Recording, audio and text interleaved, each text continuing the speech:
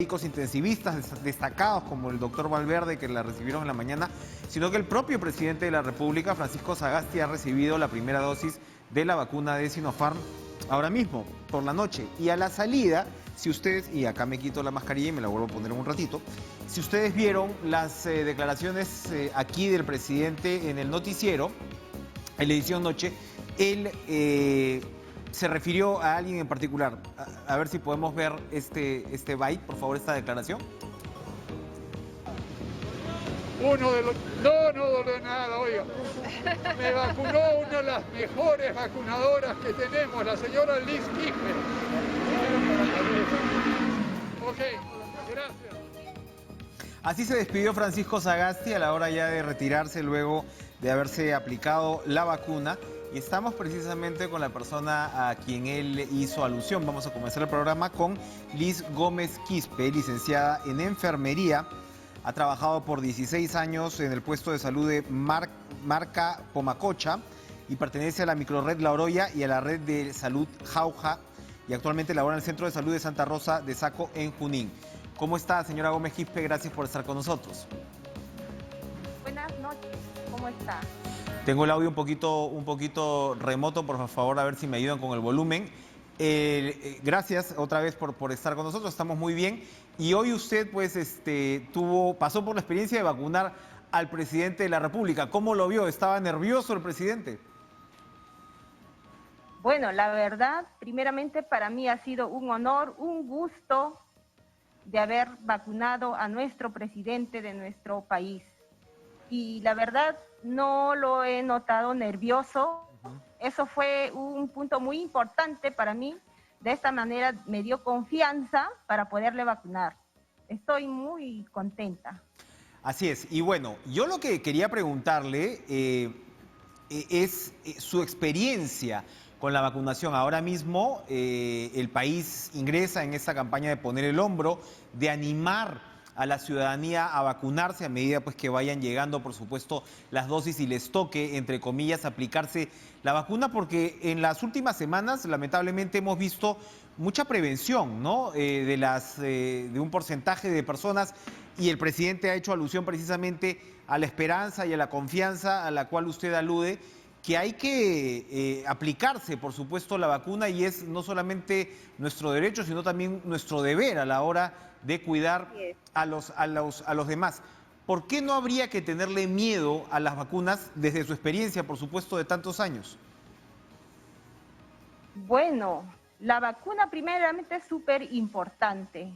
Desde hace décadas, la vacuna viene salvando vidas, ¿no?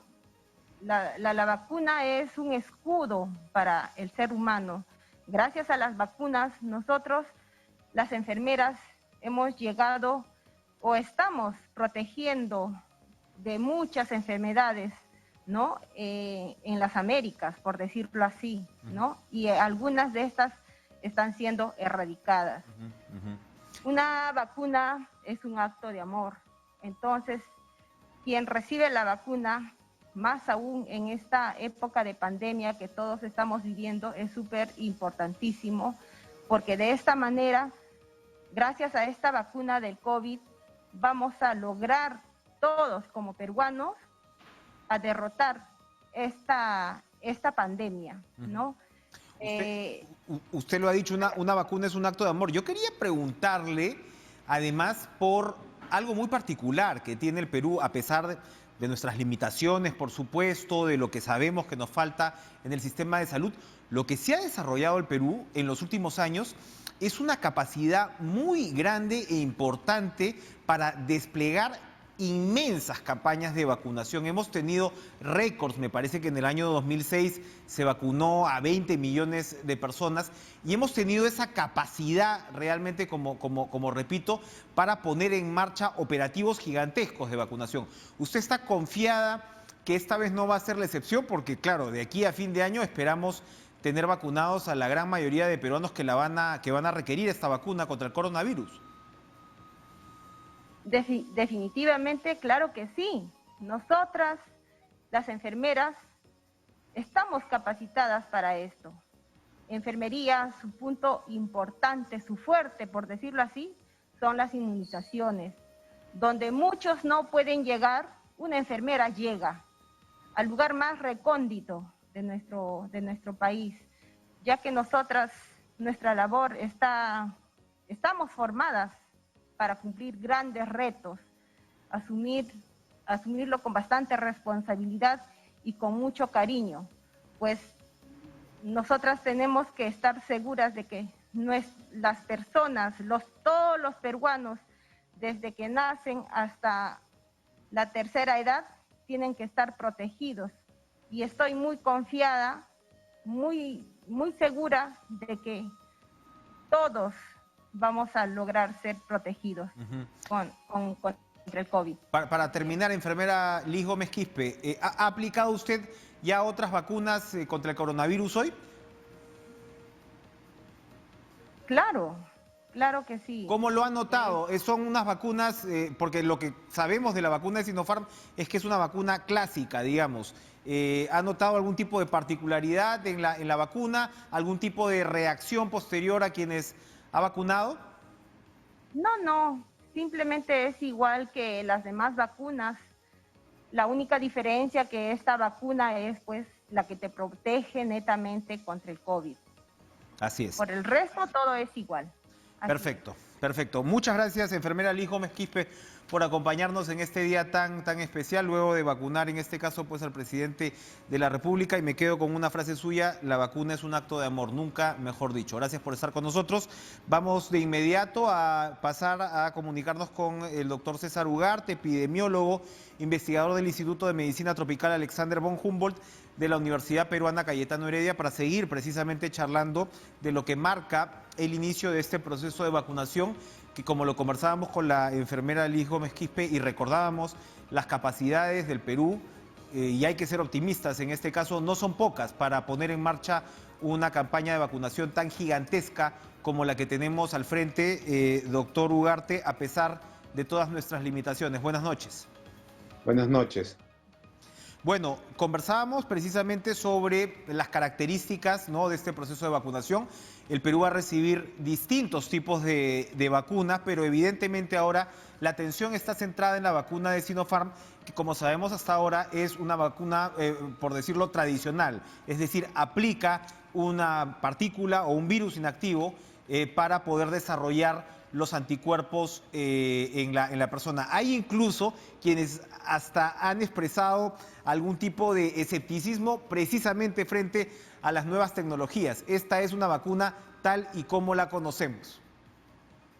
A ver, primero tenemos que reconocer que sí, es cierto, ha habido muchos avances en estas vacunas de RNA mensajero que se han presentado con Pfizer y Moderna, pero también tenemos que recordar que en la historia, desde que comenzaron a hacerse las vacunas y se han hecho las grandes campañas de vacunación a nivel mundial, se han estado usando las vacunas de virus inactivado con mucha seguridad y con bastantes buenos resultados. Y lo que tenemos que considerar ahorita en el grado de emergencia es que ahorita el tener este portafolio de diferentes vacunas nos va a permitir enfrentar mejor la pandemia. Ahorita la misión era comenzar a vacunar, comenzar a proteger la línea de defensa, y creo que con esta vacuna se va a poder lograr por lo menos avanzar. Porque hay que reiterar precisamente, ¿no?, estas prevenciones que están apareciendo. Hay un tipo de prevención que es la prevención, digamos, ya un tanto absurda, ¿no?, de la antivacuna como tal. Y es un pequeño movimiento, de alguna manera, que viene desarrollándose, por decirlo de algún modo, desde hace algunos años, ¿no? Padres que no quieren vacunar a sus hijos y demás.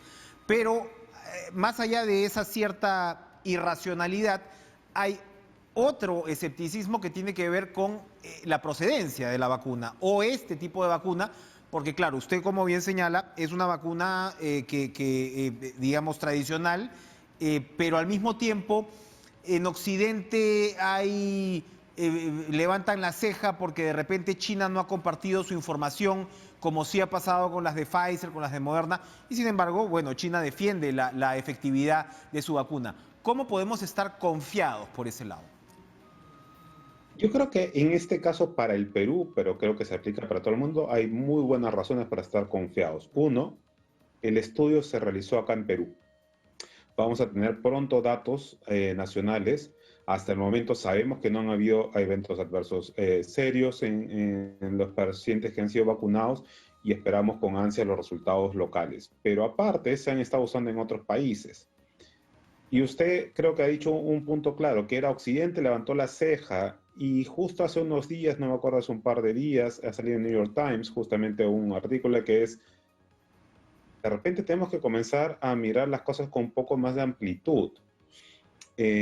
Necesitamos ver y evaluar, obviamente con objetividad y ver los resultados, pero no discriminar vacunas porque no vengan de Europa o no vengan de Estados Unidos. Las tecnologías ahorita se han democratizado un montón. China, Rusia en general, inclusive en varios sitios de Latinoamérica o en otros sitios de Asia, se desarrollan tecnologías con bastante facilidad o con una mayor rapidez. Entonces, eso nos va a permitir tener una plataforma mucho más amplia. Y es interesante que en mismo Estados Unidos comiencen y en Europa comiencen a preguntarse y a comenzar a preguntar si es que pueden comenzar a usar estas vacunas, que es lo que está pasando con Europa, que está comenzando a mirar con otros ojos las vacunas chinas o las vacunas rusas, porque necesitamos todo el arsenal completo. Necesitamos diferentes tipos de vacunas para poder estar cubiertos, ¿no? Y hay un acento geopolítico, ¿no? De todas maneras, ese escepticismo o esa desconfianza de Occidente tiene que ver en parte, con razones políticas, y China, curiosamente, lo que está haciendo es exportar muchísimas de sus vacunas, millones en realidad, cuando las grandes marcas, por decirlo así, o los grandes laboratorios de Occidente, ya sabemos, han asegurado pues contratos gigantescos con los países ricos. El pedido de la OMS en los últimos días ha sido, oye, hay que repartir estas vacunas por todo el mundo lo más rápido posible. Esta desigualdad en términos del acceso a la vacuna es no solamente moralmente cuestionable, sino efectivamente cuestionable. Es decir, el virus no va a ser erradicado hasta que todo el mundo pueda acceder. Es que creo que ese es el mensaje que debemos tener todos finalmente, y eso incluye hasta a nivel local, como puede ser Perú. Todos tenemos que vacunarnos, no importa, toda persona que esté viviendo en el Perú tiene que ser vacunado. No importa que sea peruano, no importa que sea migrante, no importa que tenga dinero, no importa que no tenga dinero, y eso se aplica a nivel mundial. Porque el virus no, la única forma de contenerlo es cuando todos tenemos, o cuando la gran mayoría está inmunizado, porque cortas cadenas de transmisión. No hay a quién contagiar, y eso hace que el virus vaya desapareciendo de a pocos, como ha pasado con otras enfermedades. El asunto es que, como tú bien dijiste, la parte geopolítica es bien fuerte. Claro, la mayoría de empresas grandes han ido a mercados que ya conocían y los han sobreestoqueado. ¿Y quién va a pensar en los otros países del sur? Y eso es lo que aparentemente se está aprovechando China o está aprovechando Rusia. Y estamos viendo que en la misma Europa no se dan el stock suficiente, porque nunca en la historia de la humanidad se ha tenido la capacidad, o la necesidad, perdón, de producir tal cantidad de vacunas. Estamos hablando que tenemos que vacunar al 70 o 80% de la humanidad, de las personas adultas al menos. Es una cantidad gigante. Entonces, tenemos que ser, y eso el programa COVAX que favorece o que está proponiendo OMS es la solución más racional. Tratar de ir cubriendo por capas en todos los países y así poder protegernos todos. Espero ahora con el nuevo presidente en Estados Unidos que ellos participen en COVAX y así poder tener más países en este plan. Es una tarea de la humanidad, ¿no? No es una tarea de países ricos o de países pobres. Es una tarea de la humanidad como nunca, al menos nos ha tocado, como usted dice, al menos en nuestra generación o en nuestro ciclo de vida. Las variantes ¿qué tanto nos tienen que preocupar? Están preocupando. De hecho, leía una noticia ahora en el Reino Unido que ha sido el primer país que comenzó a vacunar y ahora, bueno, el propio primer ministro está muy preocupado con el tema otra vez del cierre de las fronteras, porque ellos que tenían su variante británica ahora temen el ingreso de nuevas variantes y la consecuencia que esto podría tener en el proceso de vacunación. ¿Qué opina al respecto? O sea, es que eso es lo que estábamos tratando y por eso corremos. Todos los países en comenzar a vacunar necesitamos cortar la cadena de transmisión. ¿Por qué? Cuando yo dejo que el virus circule mucho en una comunidad, por probabilidades se va a mutar. Algunas mutaciones no tienen ningún efecto, otras pueden causar estas variantes. Si yo corto a través de la vacunación, voy a poder reducir ese efecto. Lo que están haciendo Reino Unido, lo que están haciendo otros países de cerrar fronteras es tratando de darle tiempo a terminar el proceso de vacunación. Y esa es una discusión que probablemente vamos a tener que tener varios países para tratar de asegurar nuestro proceso de vacunación para que haga efecto. Y nuevamente, ahí va, ¿de qué sirve de que Estados Unidos o Europa se vacunen todos si es que igual el hemisferio sur no se vacuna? ¿Acaso no van a haber contactos, no van a haber viajes? ¿A quién van a vender? ¿A quién van? O sea, estamos tan interconectados que es imposible pensar una solución eficiente si es que no vacunamos a todos. En los últimos días, la OMS llegó a cambiar sus guías incluso para vacunación a gestantes. Esto, en fin, hemos visto una doctora peruana con 7 meses de embarazo que se ha podido vacunar sin ningún problema. Hace 10 días la recomendación no era tan clara. Eso por un lado. Y por otro lado, hasta ahora, el tema de los niños. Los niños todavía no serán vacunados y claro, allí hay cierto temor porque también, así como usted dice que hay contactos de viajes, pues los niños son los que tienen contactos con los abuelitos y demás. ¿Se puede esperar que en un futuro próximo los niños sean vacunados también? O sea, definitivamente ya comenzaron ensayos clínicos con adolescentes y pronto deberían empezar con niños. Entonces, en Estados Unidos, en Europa, entonces sí va a haber esa información y sí eventualmente se va a tener que hacer la vacunación. El asunto es que tenemos que entender que esto es un proceso cambiante. No nos olvidemos que hace un año el Perú no tenía nada de esto mapeado. Se escuchaban como noticias lejanas hace un año. Y todo lo que se ha avanzado en este año de información para desarrollo de vacunas, para todo eso, un montón. Y es normal y tenemos que aprender a aceptar que hay ciertas incertidumbres que vamos a tener que manejar. Y esto de las embarazadas, por ejemplo, es un punto. Hace una semana se consideraba que no, ahora se ha visto la necesidad que sí es importante. Un ejemplo, hace poco salió un análisis preliminar donde se encuentra que ha habido un aumento de muertes maternas en Perú.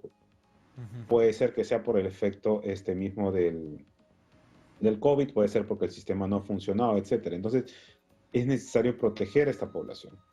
Y con niños va a pasar lo mismo, probablemente en algunos meses, cuando tengamos más información sobre seguridad. Ahora, ya nos queda claro que la vacuna lo que va a evitar, sobre todo, es la posibilidad de hacer una enfermedad grave, ¿no? Y obviamente de eso se trata esto, de salvar vidas. Pero no evita necesariamente la posibilidad de contagiarse. No. Lo que se ha visto es que en la mayoría de vacunas lo que se encuentra son presentaciones leves, y eso es lo que buscamos, y eso es lo que se ve en la mayoría de vacunas. A veces uno se puede vacunar para sarampión, pero tiene un episodio un poco más leve, o varicela, etcétera, cualquiera de las vacunas, o neumonía, etcétera. La idea es que tengan eventos menos severos. ¿Y por qué es esto? ¿Cuál es el gran problema que ha habido en COVID y que lo que estamos sufriendo ahorita? Nuevamente, el COVID afecta a entre el 80-85% de las personas, no necesitan mayor cuidado que descanso o inclusive son asintomáticas.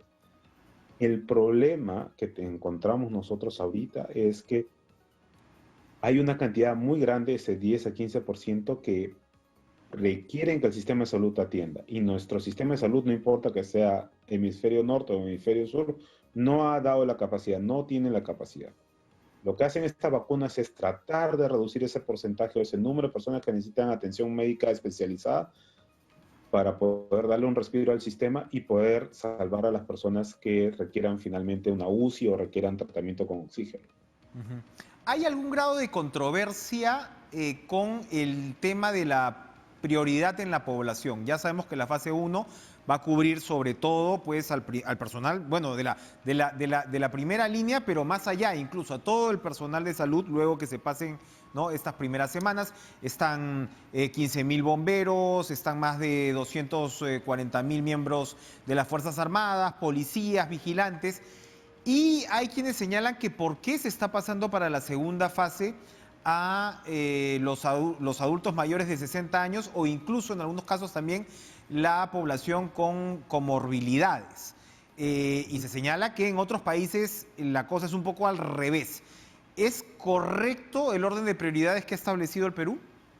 A ver, en mi opinión personal, yo creo que hay que, probablemente empezando la vacunación, reevaluar. ¿Cuál es la idea de la vacunación? Finalmente, lo que acabamos de decir, ¿no? Reducir el impacto de nuestro sistema de salud para que darle respiro al sistema de salud y poder atender mejor a los pacientes. Esa ha sido la gran tragedia del COVID. Si yo vacuno primero y protejo a las personas con más alto riesgo, personas mayores y personas con comorbilidades, voy a tener menos personas requiriendo oxígeno, voy a tener menos personas requiriendo cama UCI. Entonces es por eso que varios especialistas consideramos que habría que replantear esa posición. Entendemos que hay una gran necesidad, que varios grupos de la sociedad requieren y todos están urgentes de recibir la vacuna. Pero con un bien tan escaso tenemos que ser muy eficientes a quién le damos para tratar de reducir el impacto en el sistema de salud. Exactamente, porque en realidad se está incluyendo, por ejemplo, al personal médico, incluso administrativo, ¿no? Antes, ¿no? de esta población que usted describe. Entonces, probablemente ahí haya que hacer algunos ajustes. Hay otros países incluso que están vacunando antes a los jóvenes precisamente para que no contagien a los mayores. Hay distintas configuraciones, ¿verdad? De la priorización según lo va estableciendo cada país. Claro, pero nuevamente tenemos que buscar qué es lo que necesitamos ahorita. Lo que Claro. nosotros tenemos ahorita es un sistema de salud colapsado. Lo que menos necesitamos son pacientes graves. Si yo tengo que tratar de pensar cómo evito que los pacientes, a quién dirijo mi vacuna. Primero la línea de defensa, que era el personal de salud que está atendiendo pacientes, que ve pacientes COVID. Eso creo que nadie tiene la duda, que ese tienen que ser los primeros, porque necesitamos de ello para protegernos al resto. Pero de ahí deberíamos pensar en aquellas personas que están con mayor posibilidades de necesitar una hospitalización para justamente evitarla y tener espacio y comenzar a ver otras enfermedades. La gran tragedia del COVID, aparte de todas las muertes que lamentablemente hemos tenido y todos los problemas que hemos tenido, es que hemos abandonado todo el resto de problemas de salud y que estamos retrocediendo años y años y años de lo avanzado. Entonces necesitamos regresar a un sistema de salud un poco más equilibrado. Y por eso es que varios especialistas consideramos que habría que reevaluar si es que no ponemos mejor en la primera fase a personas con altas chances de necesitar cama UCI o necesitar hospitalización. Muy interesante lo que señala. Se nos ha terminado el tiempo, pero yo quiero preguntarle sobre un dato que ha estado circulando hoy. A propósito, esta organización Open COVID, que no sé si usted esté allí o la conozca o qué sé yo, pero me ha llamado mucho la atención que el estimado que ellos hacen es que ¿cuántos se habrían infectado en el Perú? Son 17 millones.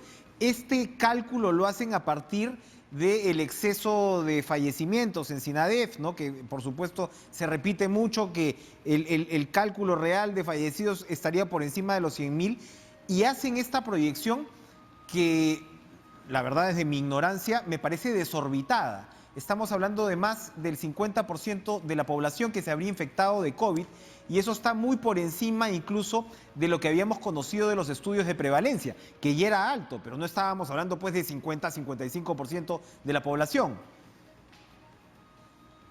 A ver, primero creo que Open COVID, como varias iniciativas de académicos, personas interesadas en el problema, han tratado de poner el hombro y ayudar y que creo que es bastante loable. El asunto con las proyecciones es que tenemos que tomarlas con muchas pinzas. La dinámica de enfermedad no solamente se maneja con números, hay que entender mucho de la parte de inmunidad, cómo funciona la inmunidad, cómo son los potenciales, las probabilidades que se manejan dentro de diferentes escenarios. No es en una población tan heterogénea como la peruana, los riesgos de transmisión y de contagio no son los mismos, inclusive en un mismo distrito. Entonces, ese nivel de detalle no lo tenemos. Entonces, yo evaluaría con un poco más de cuidado esos números, porque aparte significaría que tendríamos como 50% de las personas que tienen anticuerpos para COVID-19 y por lo que estamos viendo, aparentemente eso no es lo que está sucediendo. Estamos esperando aún los resultados de seroprevalencia, pero inclusive en situaciones donde ha habido alto contagio, en ciudades donde ha habido mucha presencia, no llegan a ser tan altos. Y creo que por eso y por ese nivel de que todavía no es tan alto, seguimos sufriendo todos los países segunda ola y vamos a tener que tener cuidado con un tercero o cuarto pico, ¿no? Efectivamente. Bueno, muchas gracias, doctor César Ugarte, epidemiólogo, por esta interesante participación en este día pues, inicial del proceso de vacunación. Vamos a ir a una pausa y regresamos con Carlos Oliva, presidente del Consejo Fiscal, exministro de Economía y Finanzas. ¿Qué efecto puede tener esta luz al final del túnel en la economía? Volvemos.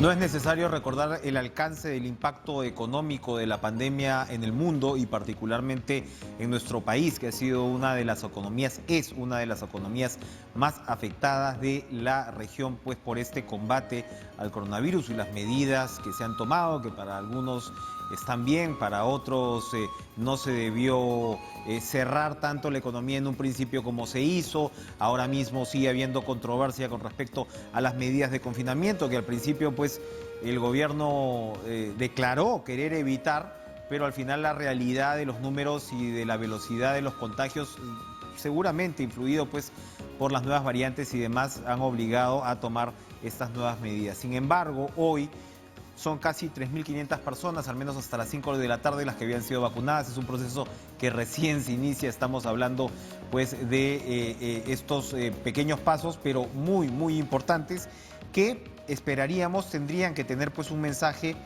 a los actores económicos también. Conversamos con Carlos Oliva, presidente del Consejo Fiscal, exministro de Economía y Finanzas, comenzando precisamente cómo está usted, Carlos, gracias por estar con nosotros, sobre el mensaje que un proceso que se inicia hoy como este le envía a la economía. Su opinión, por favor. Buenas noches. Buenas noches, Enrique. Un gusto saludarte nuevamente. La verdad es que es una muy buena noticia esperada por toda la población, ¿no? Este es el inicio de todavía un largo proceso, pero que definitivamente hace que veamos con mucha más claridad el final del túnel, ¿no? Podemos criticar que se demoró, que si se compró poco, se compró mucho, etcétera, pero creo que eso ya más adelante se podrán hacer las evaluaciones del caso. Yo creo que ahora todos los peruanos tenemos que estar pendientes de la vacuna, apoyar cada uno desde donde pueda, en lo que se pueda, precisamente apoyar al gobierno y esperar pues que que sea más temprano que tarde que podamos volver a la normalidad, ¿no? Es una muy buena noticia y en todo caso pues hay que felicitar a todas las personas que están haciendo posible que se inicie este proceso. Y perdón, ahí además ha sido interesante el rescate y la insistencia con lo que ha sido el papel del sector privado, ¿no? Ha habido de alguna manera también un reencuentro en el mensaje entre los actores públicos, la sociedad y el sector privado, que claro, al parecer no siempre había sido así, al menos en ciertas percepciones, ¿no? Mire, ese tema es sumamente importante, Enrique, lo que estás mencionando. Realmente nosotros necesitamos en el país recomponer la relación entre el sector público y privado, que no ha sido muy buena, que digamos, en los últimos años. Estoy hablando de por lo menos 10 años. ¿No? Nos hemos ido a veces a los extremos y hemos perdido el gran valor que tiene la colaboración entre público y privado. Sabemos que los intereses de cada uno pueden ser distintos en muchos casos, ¿no? Pero también como hay intereses distintos, hay un bien común que es superior a esos intereses. Y hemos desperdiciado muchísimo tiempo a veces en algunas preconcepciones o en algunas peleas realmente tontas, y estamos desaprovechando esta gran capacidad de colaboración que existe entre el sector público y el sector privado. Y es una colaboración que tiene que partir de la confianza, ¿no? Lamentablemente hay mucha desconfianza todavía de un lado y del otro, y tenemos que apoyar, promover la reconstitución de esta confianza para que este esquema colaborativo sea realmente, tenga un impacto importante en la población. Yo creo que es algo que estamos desperdiciando y reitero a veces de una manera bastante tonta. ¿Y qué momento más trascendente precisamente para restablecer esa relación que una lucha común contra una amenaza tan gigantesca como es la pandemia? Usted señalaba que ojalá sea más temprano que tarde, y esto evidentemente es un proceso que tiene correlatos en todo el mundo. Y la economía, como sabemos, hasta antes de la pandemia, vivíamos una economía muy globalizada. Ahora no es que no la vivamos, pero evidentemente esto está pasando pues por una serie de trances, ¿no? ¿Cómo se está viviendo en la economía mundial este proceso de vacunación? Que claro, que va en paralelo pues a una segunda, a una tercera ola, pero los agentes financieros, los agentes económicos suelen establecer esa confianza más allá, ¿no? Suelen alzar la mirada. ¿Qué tal va esa mirada? Es bastante positiva, ¿no? Más allá de algunos problemas logísticos que pueden tener algunos países, en general estamos viendo que las poblaciones ya se están vacunando a una tasa bastante importante, sobre todo por las magnitudes de la cantidad de gente que se tiene que vacunar, ¿no? Que ya tu entrevistado anterior estuvo mencionando. Hay países como Israel, como el mismo Chile, Estados Unidos, que están, digamos, vacunando a muchísima gente al día. Yo esperaría que el Perú en algún momento pueda tomar ese ritmo. Podemos criticar mucho al Ministerio de Salud, pero algo que siempre ha hecho bien son estas campañas de vacunación, ¿no? Por supuesto que a otra escala, pero tiene bastante experiencia con este tema de la vacunación y esperemos que toda la logística funcione como debe funcionar. Por lo menos el día de hoy las noticias que he visto han sido bastante positivas, se ha repartido una buena cantidad de vacunas a diversas provincias, mañana se va a continuar, y una vez que todas las provincias estén con las vacunas, yo no dudo que la vacunación va a ser bastante rápida, ¿no? Quizás el mayor problema, entre comillas, que podamos tener es que venga rápido el siguiente cargamento de vacunas, ¿no? Creo que estaba previsto para el 13 de febrero o 14 de febrero, por ahí. Ojalá que llegue rápido, porque el ritmo yo creo que sí va a ser bastante rápido, precisamente, ¿no? Entonces, si logramos que el segundo cargamento llegue rápido y después que se concreten en los meses siguientes estos otros contratos que han mencionado con Pfizer, etcétera, yo creo que podemos ir a buen ritmo y nuevamente, es muy probable que más temprano que tarde podamos tener ya esa inmunidad de rebaño que necesitamos para que las cosas empiecen a volver a la normalidad y podamos concretar esta tasa de crecimiento cercana al 10% que estamos esperando todos, ¿no? Quizás esta cuarentena vaya a afectar un poquito, quizás ya no es 10, sino 9, qué sé yo, pero en todo caso, digamos, el rumbo, la visión que tenemos ahora es hacia esa cifra. Por supuesto que hay algunos temas todavía por resolver, principalmente el tema de las elecciones, ¿no? No sabemos quién va a ser nuestro próximo presidente. Ojalá que el pueblo peruano pues tenga la madurez para escoger a los mejores candidatos que tenemos ahora, tanto para presidente como para el Congreso, y que la economía pueda concretar este crecimiento cercano al 10% que todos estamos esperando, ¿no? Es un rebote que va a ser muy importante y que va a ser un gran respiro para muchísima gente que el año pasado pues la ha visto muy complicado. Para que eso se logre, más allá por supuesto de las elecciones, para que eso se logre, para llegar a este 10 o 9%, sí. Porque este domingo que se suponía que iba a llegar el segundo cargamento, se supone que va a llegar el segundo cargamento, se suponía también que se culminaban las medidas, al menos de confinamiento para pues, las regiones extremas. Evidentemente va a haber una evaluación y hay quienes dicen que va a ser imposible, que el confinamiento va a tener que mantener. ¿Se deberían relajar las medidas a partir de este fin de semana? Bueno, es una opinión bastante técnica la que hay que hacer, ¿no? Yo no tengo toda la información que pueden tener los ministros. Desde afuera, digamos, yo vería bastante probable que por lo menos otros 15 días sigamos en la misma situación en la que estamos, ¿no? Quizás con algunos ajustes que se puedan hacer, pero no veo ninguna variable que se haya movido en la dirección que todos quisiéramos como para decir que esta cuarentena que tenemos vaya a terminar el domingo, ¿no? Pero en todo caso, reitero, los ministros son los que tienen más información, seguramente mañana van a tomar la mejor decisión, pero reitero, desde afuera yo vería 15 días más, ¿no? Ujú. Es muy probable además que se aproveche, entre comillas, ¿no? un salto de optimismo como el del proceso de vacunación para pedirle a la población, en todo caso, un sacrificio más. Hablaba usted de las elecciones. ¿Cómo ve la campaña hasta ahora? Evidentemente, me sumo a su pedido de elegir bien o elegir mejor, pero ¿cómo ve la campaña en términos de las propuestas económicas? Una situación como la de la pandemia puede desdibujar también las prioridades y quizás a algunos pues les haga soltar la lengua más demagógicamente que de costumbre. Sí, bueno, eso es típico de las campañas. Estamos con una campaña bastante atípica, dicho sea de paso, pero en todo caso lo que sí es típico es que nos gusta ofrecer a veces mucho más de lo que se puede, ¿no? Lo bueno es que ahora hay muchísima información, ¿no? Los planes de gobierno, por ejemplo, están disponibles para cualquier persona que quiera enterarse un poco más. Hay mucha información en las redes sociales, en la televisión, ustedes también con RTP dan ese servicio para que la población se conozca un poquito más las propuestas y los candidatos, más que los candidatos, las propuestas que tienen detrás, ¿no?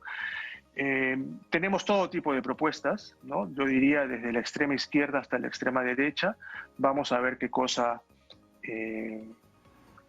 resulta de todo esto. Yo creo que, nuevamente, con toda la información que existe, yo confío en que el electorado peruano pueda tomar una buena decisión, ¿no?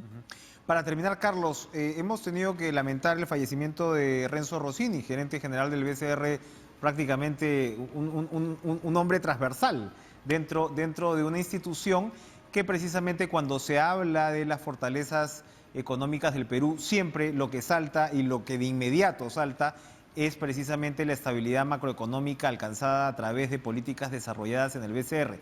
Quisiera que comparta algún comentario sobre este lamentable fallecimiento. Sí, la verdad es que ha sido un golpe durísimo, pero tremendo para todas las personas que conocemos a Renzo. Eh, yo lo conozco desde hace, no sé, como 30 años, ¿no? Fue mi jefe de prácticas en teoría monetaria en la Universidad del Pacífico y después pues lo he visto innumerables veces, hemos compartido en el directorio del Banco Central, también él como gerente, yo como director. La verdad es que el legado que está dejando Renzo es irreemplazable, ¿no?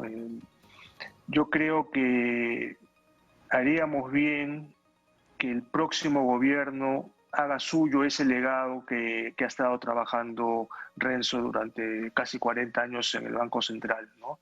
Todo lo que él nos ha enseñado desde ahí es algo que no queda en su fallecimiento, que esto tiene que perdurar, esas enseñanzas, esa visión que tenía, ese sentimiento positivo para el país, ese servicio público que nos ha demostrado Renzo durante muchísimo tiempo, es algo que, reitero, no queda acá, ¿no? Tiene que perdurar y ojalá que ese legado se pueda mantener, ¿no? Por supuesto, un abrazo muy grande a su familia, también conozco, he trabajado con su esposa, la verdad es que es una pérdida irreparable, pero nos queda a los economistas que todavía estamos por aquí hacer que ese legado perdure, ¿no? Y más allá de todo, reiterar también el tremendo don de gente que tenía Renzo, ¿no? No hay persona que haya conocido a Renzo que pueda decir algo malo de él. Más allá de lo extraordinario como economista, fue una magnífica persona y eso también creo que queda en el corazón de todos nosotros. Bien, muchas gracias Carlos Oliva por compartir estas reflexiones. Efectivamente un triste pues fallecimiento, por supuesto, que recuerda en este caso la gran importancia de políticas de Estado. Es una persona, Rossini, que estuvo pues al frente ¿no? de una institución o en primera fila de una institución tan importante como el BCR, como usted lo recuerda, casi 40 años. Gracias por estar con nosotros, Carlos Oliva. Vamos a ir a una pausa, pero regresamos con César Torres, representante de la Defensoría del Pueblo. ¿Por qué? Se ha aprobado en comisión en el Congreso una propuesta para nueva ley de personas con discapacidad y hay muchas preocupaciones al respecto. Regresamos.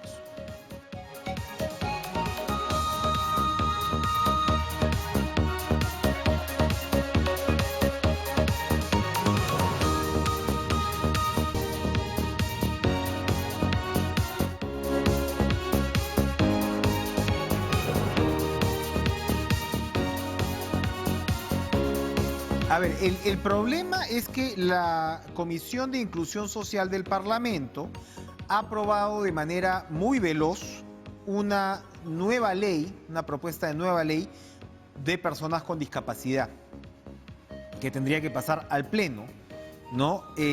Pero el problema es ese, es que se ha hecho rápidamente, estamos hablando pues de un debate de 30 minutos por lo que vemos, 120 artículos, y evidentemente esto despierta la preocupación de las organizaciones que trabajan con personas con discapacidad a propósito de lo que sería pues la falta de consulta, evidentemente a los interesados, ¿verdad? Vamos a hablar con César Torres, representante de la Defensoría del Pueblo, institución que ha prendido precisamente la señal de alerta ante esta situación. ¿Cómo está, César? Gracias por estar con nosotros. Buenas noches. Buenas noches, Enrique. ¿Cómo está usted? Bien, gracias. Cuéntenos, a ver, ¿cuál es el alcance de la controversia de la que estamos hablando con lo que sería una ley tan importante? En efecto, de lo que estamos hablando es de una ley que es una ley marco para las personas con discapacidad, como es la 29973. Y el día de ayer en la Comisión de Inclusión Social se aprobó un predictamen para poder derogar la Ley General de Personas con Discapacidad y contar con un nuevo marco normativo. ¿Qué es lo que ha sucedido? Según lo que manifiestan los representantes de la comisión, es que habían alrededor de 20 proyectos de ley que pretendían modificar la actual Ley General de Personas con Discapacidad, y esta comisión lo que ha realizado ha agrupado todos estos proyectos de leyes existentes y propuso la modificación de la actual Ley General de Personas con Discapacidad. ¿Y eso qué implica? Implica contar con una nueva Ley General de Personas con Discapacidad. Entonces, esto ya desde el año pasado se venía conversando, se venía pensando y proponiendo. Entonces, el año pasado nosotros como Defensoría del Pueblo lo que recomendamos en su momento a la Comisión de Inclusión fue que se realice la consulta a las personas con discapacidad, que son las directamente afectadas con esta ley.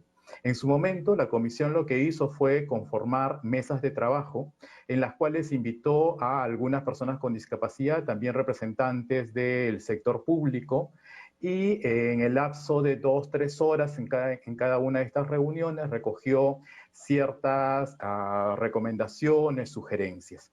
Para nosotros como Defensoría del Pueblo, esas reuniones, si bien es cierto, tienen una buena intención de querer escuchar a asociaciones, a personas con discapacidad o a representantes del sector público, sin embargo, no conforman lo que la Convención de Naciones Unidas sobre Derechos de Personas con Discapacidad señala como la ley de consulta. Entonces, o como el derecho de consulta, perdón, que también ha sido recogido en la Ley General de Personas con Discapacidad que tenemos. Entonces, a partir de eso, la Defensoría del Pueblo le recomendó a la comisión que realicen el proceso de consulta. ¿Y por qué consideramos nosotros que esto es muy importante? Porque son estas personas las que mejor conocen la situación que están viviendo y son estas personas las que de una u otra forma también pueden presentar algunas alternativas para mejorar sus condiciones. Entonces, en todo ese proceso, lo que se ha generado ha sido que diversas organizaciones de personas con discapacidad llamaron la atención sobre la no necesidad de poder tener una nueva ley general de personas con discapacidad. Otras, obviamente, manifestaron que podría darse el caso y que sí podría generarse una nueva ley. Entonces, la Defensoría lo que ha recomendado y lo que ha exhortado a la Comisión es que se realice el proceso de consulta tal como manda la Convención de Naciones Unidas y tal como ha sido reconocida en la Ley General de Personas con Discapacidad. Claro, porque acá ni siquiera estamos entrando al detalle de lo que es la ley. Estamos en realidad, y seguramente vamos a ir encontrando problemas, ¿no?, en ese dictamen. No sé si la Defensoría ya haya ubicado algunos, pero estamos hablando de un ejercicio legislativo bastante cuestionable, ¿no? Es decir, es desde arriba, por decirlo de alguna manera, se impone a la población, en todo caso, a la población pues con discapacidad, sobre cómo va a regir su vida, ¿no? Suena realmente muy antidemocrático. Lo que tenemos que señalar, y la Defensoría lo ha señalado también en su momento, y cabe recordar, es que efectivamente el Congreso tiene determinadas funciones, determinadas facultades, y no se le puede quitar. Y una de sus facultades principales es la de legislar. Entonces, ellos lo tienen que realizar, efectivamente. Sin embargo, todo el Estado, incluido el Congreso, tiene que realizar sus funciones dentro del marco normativo. ¿Y qué es lo que tenemos nosotros como marco normativo en el Perú? Primero, tenemos un tratado internacional que ha sido suscrito y ratificado por el Estado peruano, que es la Convención sobre Derechos de Personas con Discapacidad, que señala que en toda elaboración de políticas, normas, ya sea administrativas, legislativas, etcétera, relativas a discapacidad, se tiene que contar con la participación de estas personas en su diseño y se tiene que realizar la consulta respectiva. ¿Por qué? Porque eso es parte ya del modo en cómo se ha procedido tanto en la elaboración de esta convención, y recordemos nosotros que un tratado internacional de derechos humanos, de acuerdo al marco normativo que tenemos en nuestro país, tiene rango constitucional y por lo tanto es de obligatorio cumplimiento. Eso es uno. Y además el derecho a la consulta ha sido recogido también en una ley especial como es la 29973, que es la Ley General de Personas con Discapacidad, en la cual expresamente se señala que se debe de consultar a las personas con discapacidad y sus organizaciones. Y señala una serie de principios. Y desde la Defensoría lo que nosotros hemos dicho es que se cumpla con esa obligación. Bien. Y esa obligación, ¿qué implica? Implica que las personas con discapacidad deben de conocer la propuesta. ¿De qué estamos hablando cuando estamos hablando de una modificación de una ley tan importante? Evidentemente. Y obviamente, como en toda iniciativa legislativa, probablemente tenga aspectos que efectivamente vale la pena probablemente introducir, pero lo que nosotros hemos observado en esta propuesta es que hay algunos aspectos que necesariamente tienen que ser revisados. Por ponerle solo un par de ejemplos, si usted me lo permite. Nos hemos quedado sin tiempo. Yo le agradezco, César. Vamos a revisarlos con mucho cuidado en los próximos días. Gracias, César Torres, el representante de la Defensoría del Pueblo. Clarísimo el mensaje al Congreso. Esta no es cualquier ley. Vamos a una última pausa, regresamos.